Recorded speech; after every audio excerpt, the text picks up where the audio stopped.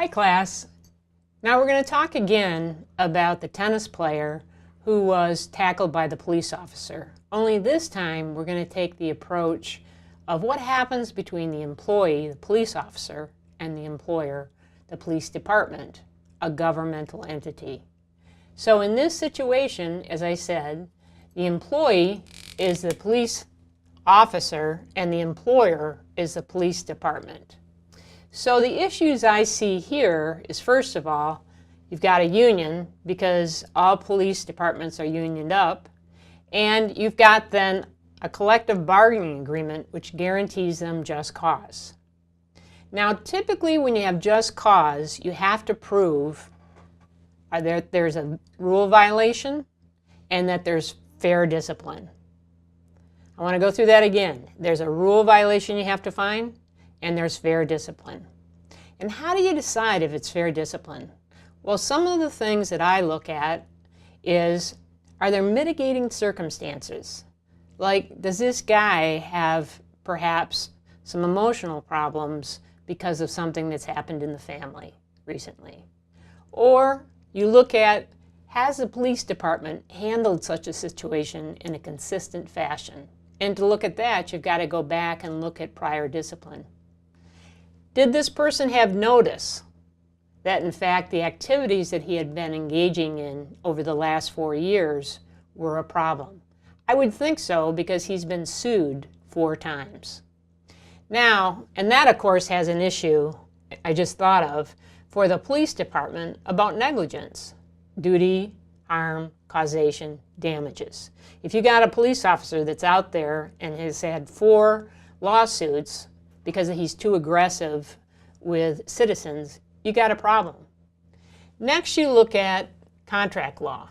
And of course, yes, you've got a contract law issue. As I've said, this is a CBA, a collective bargaining agreement between the union and the employer. So you have to follow their just cause provision as well as other provisions. Are there torts that in fact might be brought as the employee against the employer? Let's say, for instance, that he's discharged, but he claims that in fact there was assault and battery, that in some way the tennis player had intentionally assaulted and battered him. We don't see that though in this case. So there's no claims by the employee of that. Intentional infliction of emotional distress, hard to tell. But being the police department, don't think so. False arrest, obviously, no false arrest of this police officer. Invasion of privacy, caused it himself.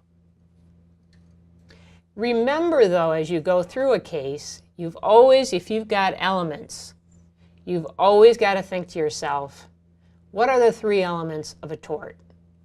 And I'm also thinking about negligence. What if he claims that it was the police department that was negligent and not him? Then you have the 4 elements, which are duty, breach, harm, causation. Did that happen here? Did the police department set him on a goose chase and they were negligent as far as a warrant or notice for him to get out of the car and arrest this guy? We don't know that from the video, and all of that will be revealed at an arbitration. So I've gone through with you, first of all, the liability for the employer and the employee in the first tape, and in this tape we're looking at the dispute between the employee and the employer. 2 different issues, 2 different items. Okay? Thank you very much.